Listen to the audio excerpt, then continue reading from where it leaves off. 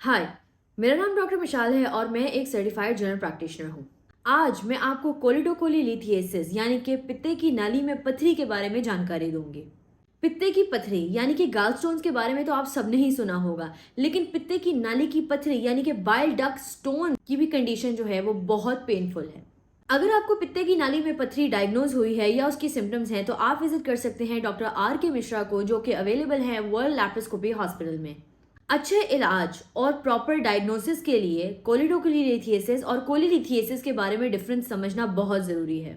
अक्सर मरीज गॉलस्टोन्स और बाइल डक्ट स्टोन के बीच में डिफरेंस नहीं समझ पाते और उसको लेके बहुत कंफ्यूज हो जाते हैं। इस कंफ्यूजन की वजह से उनका ठीक से वक्त पर इलाज नहीं हो पाता और ये एक इमरजेंसी सिचुएशन बन जाती है। इस वीडियो में मैं आपको बताऊंगी पित्ते की नाली की पथरियों के सिम्टम्स, इसके टेस्ट और इसके इलाज के बारे में। ये वीडियो देखने से आपको आपकी कंडीशन सेल्फ डायग्नोज करने में भी आसानी होगी। तो बात करते हैं पित्ते की नाली में पथरी की सबसे पहली और कॉमन सिम्टम। सबसे पहली और नोटिसेबल सिम्टम जो कि पित्ते की नाली में पथरी की वजह से अपीयर होगी वो है एक्सट्रीम पेन। ये पेन बहुत ही ज्यादा इंटेंस और नाकाबिले बर्दाश्त होगी। कभी कभार जब पित्ते की नाली में पथरी बहुत छोटे साइज की होती है तो वो अननोटिसेबल रहती है और कोई किसी किस्म की दिक्कत नहीं देती, लेकिन अगर यही स्टोन साइज में बड़ा हो तो ये पित्ते की नाली को ब्लॉक कर देगा और बहुत ही ज्यादा पेन का सामना होगा। इसको आप गॉलस्टोन्स के साथ डिफरेंशिएट इस तरीके से कर सकते हैं कि पित्ते की पथरी का दर्द आमतौर पर रात को उठता है, जबकि पित्ते की नाली की पथरी का दर्द किसी भी वक्त लहरों की सूरत में उठ सकता है। बाइल डक्ट स्टोन्स की पेन घंटों तक चल सकती है और इतनी ज्यादा हो सकती है कि आपको हॉस्पिटल पहुंचा सकती है और आपको इंजेक्शन की जरूरत पड़ सकती है। ये पेन आमतौर पे एपिगैस्ट्रियम यानी कि चेस्ट के बीच में शुरू होते हुए बैक की तरफ जाएगी। पेन के साथ बहुत ज्यादा वॉमिटिंग भी हो सकती है। कुछ मरीजों का कहना है कि वॉमिटिंग करने के बाद उनको पेन में थोड़ा सा फर्क महसूस होता है। बाइल डक्ट स्टोन की दूसरी कॉमन सिम्टम है जॉन्डिस यानी कि पीलिया। जॉन्डिस की वजह भी बाइल डक्ट का ब्लॉक होना है। बाइल डक्ट में पथरी होने के कारण बाइल आपकी आंखों तक नहीं पहुंच पाता और आंखों का सफेद हिस्सा बिल्कुल पीला पड़ जाता है। जॉन्डिस के लिए कंप्लीट ब्लड कल्चर यानी कि सीबीसी करवाना बहुत जरूरी है, जिससे पता चल जाएगा कि जॉन्डिस किस हद तक बिगड़ा हुआ है। नेक्स्ट कॉमन सिम्टम है फीवर। बाइल डक्ट स्टोन जब बाइल को आगे मूव करने से रोकेगा तो वो वहीं पर जमा होना शुरू हो जाएगा। उसके वहां अक्यूमुलेट होने की वजह से उसमें पस डेवलप हो जाएगी। इस कंडीशन को हम कहते हैं कोलेंजाइटिस।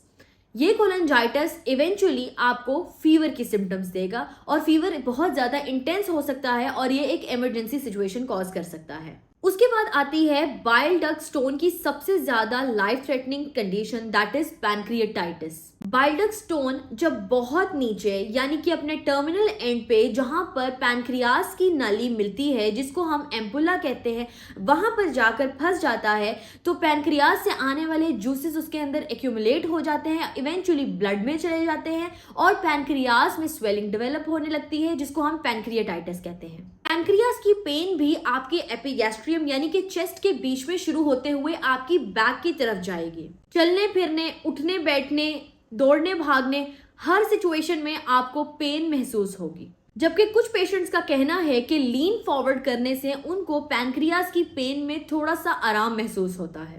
पैनक्रिएटाइटिस में बहुत ज्यादा वॉमिटिंग, डिहाइड्रेशन और इवेंचुअली ब्लड प्रेशर ड्रॉप हो जाता है। उसके अलावा बाइल डक्ट स्टोन की बहुत ही कॉमन सिम्टम है प्रोराइटिस, जिसे हम पूरे बदन की खुजली भी कहते हैं। अब हम बात करते हैं कि बाइल डक्ट स्टोन को डायग्नोज करने के लिए कौन से टेस्ट करवाना जरूरी है।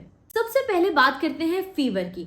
अब फीवर के लिए हम कंप्लीट ब्लड कल्चर सीबीसीज करवाते हैं, जिसमें टीएलसी काउंट को देखना बहुत जरूरी है। TLC count in case of fever बहुत ज्यादा बड़े होंगे, जिससे हमें पता चल जाएगा बाइल डक्ट स्टोन्स का खतरा है। जॉन्डिस को डायग्नोज करने के लिए भी ब्लड टेस्ट करवाना बहुत जरूरी है, जिसमें एल्कलीन फॉस्फेटेज की जो मिकदार है वो बहुत ही ज्यादा रूटीन से बड़ी होगी।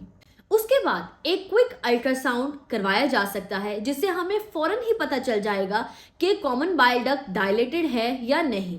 पित्ते की नाली की पथरी को कंफर्म करने के लिए हम RFTs यानी कि रीनल फंक्शन टेस्ट भी करवाते हैं, जिसमें क्रिएटिनिन भी आमतौर पे बढ़ा हुआ दिखाई देता है। अगर आप इन सब टेस्ट के बाद भी श्योर नहीं कि ये बाइल डक्ट स्टोन्स हैं या नहीं, तो आप एक कंफर्मेटरी टेस्ट करवा सकते हैं। इस टेस्ट का नाम है MRCP यानी मैग्नेटिक रेजोनेंस कोलेंजियोपैनक्रिएटोग्राफी। उसके बाद एंडोस्कोपिक अल्ट्रासाउंड भी एक मेथड है जिससे आप बाइल डक्ट स्टोन्स को कंफर्म कर सकते हैं। पैनक्रिएटाइटिस को कंफर्म करने के लिए सीरम अमाइलेज और सीरम लाइपेज को टेस्ट करना बहुत जरूरी है, क्योंकि पैनक्रिएटाइटिस के केस में इन दोनों के लेवल्स बहुत ज्यादा बड़े होंगे। अब बात करते हैं बाइल डक्ट स्टोन्स के ट्रीटमेंट की। पित्ते की नाली की पथरी को आमतौर पे सिम्टोमेटिकली ट्रीट किया जाता है एंटीबायोटिक्स से, पेन मेडिकेशन से और फीवर रिड्यूसिंग मेडिसिन से। लेकिन उस सूरत में जब ये कंडीशन बहुत ज़्यादा सिवियर हो जाए और मेडिसिन से ट्रीट ना हो, तो इसको सर्जिकली रिमूव करना बहुत ज़रूरी है। अगर वक्त पे इसको सर्जिकली रिमूव ना किया जाए तो ये एक लाइफ थ्रेटनिंग कंडीशन बन सकती है, जिससे जान का भी खतरा होता है। अगर आप या आपका कोई भी जानने वाला इस तरह की सिम्टम्स से सफ़र कर रहा है और उसको बाइल डक्ट स्टोन डायग्नोज हो गए हैं या नहीं हुए, तो आज ही आप विजिट कर सकते हैं डॉक्टर RK मिश्रा को। डॉक्टर RK मिश्रा का 25 इयर्स का एक्सपीरियंस है इस तरह की कॉम्प्लिकेटेड डिजीज मैनेजमेंट में। डॉक्टर RK मिश्रा आपको मिलेंगे वर्ल्ड लैप्रोस्कोपी हॉस्पिटल में। डॉक्टर RK मिश्रा से कांटेक्ट करने के लिए दिए गए नंबर पर क्लिक करें। मेरी बात सुनने का बहुत शुक्रिया।